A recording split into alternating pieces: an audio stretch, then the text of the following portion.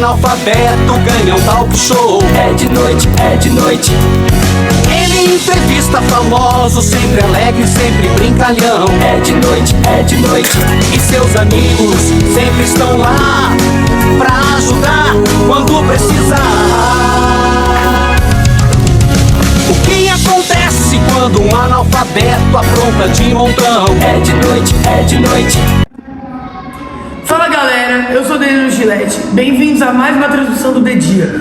Os nossos convidados de hoje são dois geógrafos renomados, especialistas nas mudanças territoriais do continente europeu.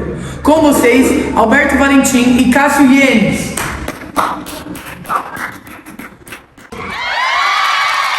Valeu.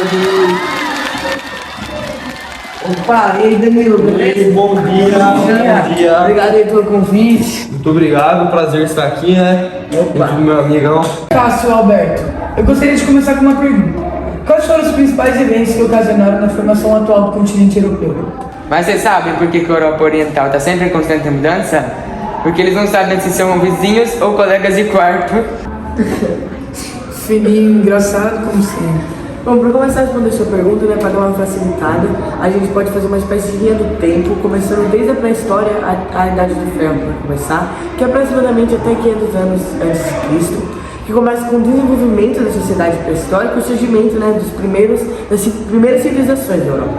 E depois também com o desenvolvimento da metalurgia durante a Idade do Bronze e a Idade do Ferro, levando a sociedade a sociedades mais complexas, podemos dizer assim.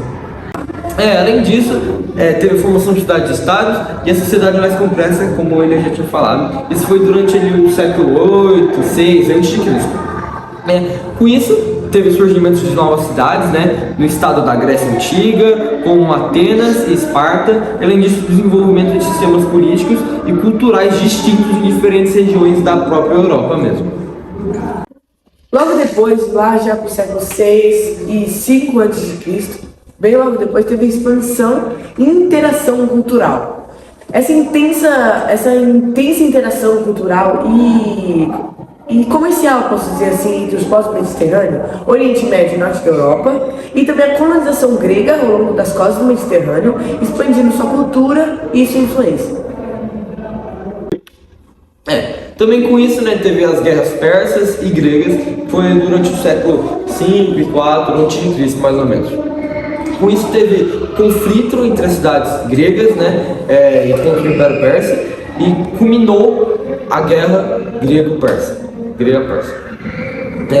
Teve a vitória da Grécia, né, o enfraquecimento influenciou toda a Europa, né. Logo depois disso teve o Renascimento e a Reforma, que é conhecido como Renascimento e Reforma, séculos 14 e eu acho que até mais ou menos 17, já depois de Cristo, com o renascimento cultural e científico, florescendo, né, na Europa e na Itália, e expandindo para toda a Europa. E também a Reforma Protestante, muito famosa, desafiando a autoridade da Igreja Católica e levando a diversas divisões religiosas. Teve aquela era também de descobrimento dos impérios coloniais, né, que foi ali no século XV e no século XIX. Teve a exploração, né, e a colonização de novas terras, levando ao surgimento de impérios coloniais europeus.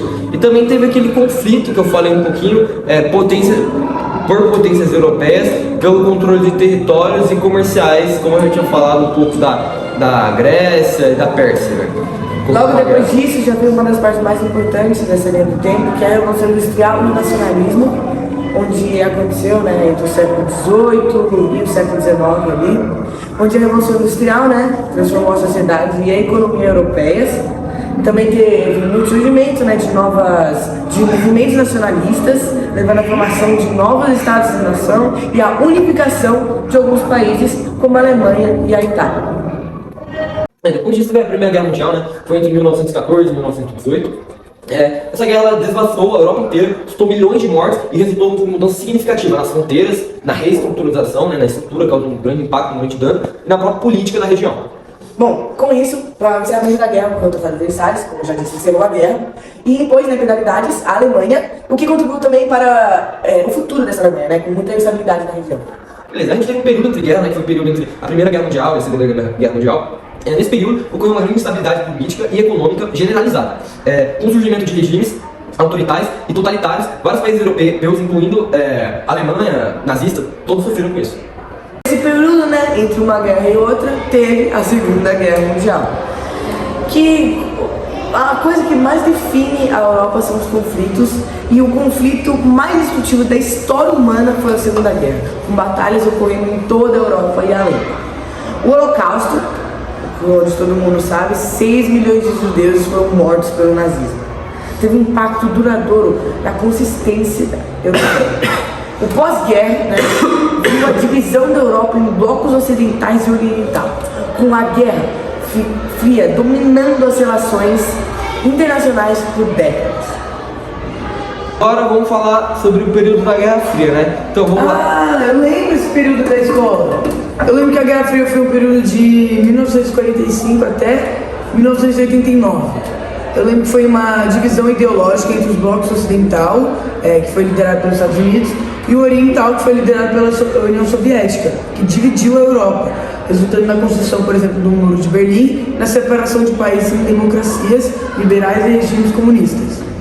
Eu lembro também que a Europa Ocidental viu um período de reconstrução econômica e integração, com a formação de organizações como a Comunidade Econômica Europeia, que foi a precursora da União Europeia. É isso aí, não tem mais nada. Caraca, você lembra bem, você tem a memória boa. Bom, eu acho que depois dessa Guerra Fria, eu acho que a gente já pode pular assim no timeline histórico, geográfico, assim, já logo do século XXI, onde é uma área mais contemporânea, né? Podemos dizer, uma área mais moderna dessa história, onde existe a expansão, né, e desafios da União Europeia, que aconteceu lá dos anos 2000 até hoje em dia. A União Europeia, né, ela cresceu, podemos dizer, para incluir mais países, especialmente na Europa Oriental, após o colapso do bloco soviético. Desafios como a crise econômica de 2008, o aumento da imigração, o Brexit e o ressurgimento do nacionalismo e do populismo testaram a coesão e eficácia da UE. Então, continuando nisso que ele falou, do tempo mais contemporâneo, teve uma crise dos refugiados, parcialmente presente em 2015, né? Isso ocorreu na Síria, essa crise ocorreu na Síria e em outras regiões, e também desencadeou uma crise humanitária muito grande. Teve milhões de refugiados e eles buscaram um abrigo mais para a parte da Europa, assim. Essa crise, ela expôs divisões entre os países, também em relação à política. Isso levantou questões sobre a solidariedade e essa coisa dentro da União, sabe? Isso, lembrando que isso acontece desde 2015, mais ou menos, né, até os dias de hoje. Caramba, quantos eventos aconteceram na Europa! Mas agora uma dúvida que eu fiquei. Como que as mudanças territoriais na Europa têm impactado a identidade nacional e cultural das populações desenvolvidas? Eu responder bem essa. Bem, é como se as mudanças territoriais fossem o equivalente europeu de redecorar a sala de estar. Você nunca sabe onde encontrarão o seu no dia próximo. Imagina só, você acorda um dia e seu país mudou de um lugar de mapa. Então é aqui que guardaram a Bíblia agora? Parece que alguém decidiu jogar uma partida de esconde-esconde, em escala continental. E a identidade nacional? Bem, com tantas mudanças, pode ser confuso. Você se sente polonês de manhã, amanhã alemão à tarde, e tcheco à noite. Dependendo de onde o mapa parou de se mover, culturalmente, é como se estiveram se trocando de guarda-roupa. Agora somos franceses, mas vamos manter alguns traços de seus regras, sobre a verdade. É como se a Europa estivesse tentando encontrar seu estilo de decoração geopolítica, minimalista, eclético, ou talvez uma mistura de ambos.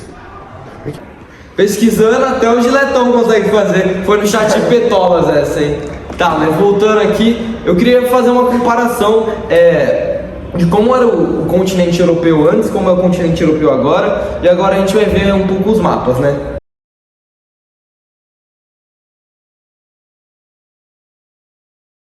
Realmente foram muitas mudanças. Obrigado, Cássio e Heitor, pela presença. Ficamos por aqui. Ô filhinho, eu que faço isso! Bom, muito obrigado pela presença de vocês. Foi uma honra tê-los aqui. E esse foi o Dedia. Pô, obrigado a você. Foi completamente horrível estar aqui, né? Foi maneiro demais. Muito obrigado pelo convite. Até a próxima, viu?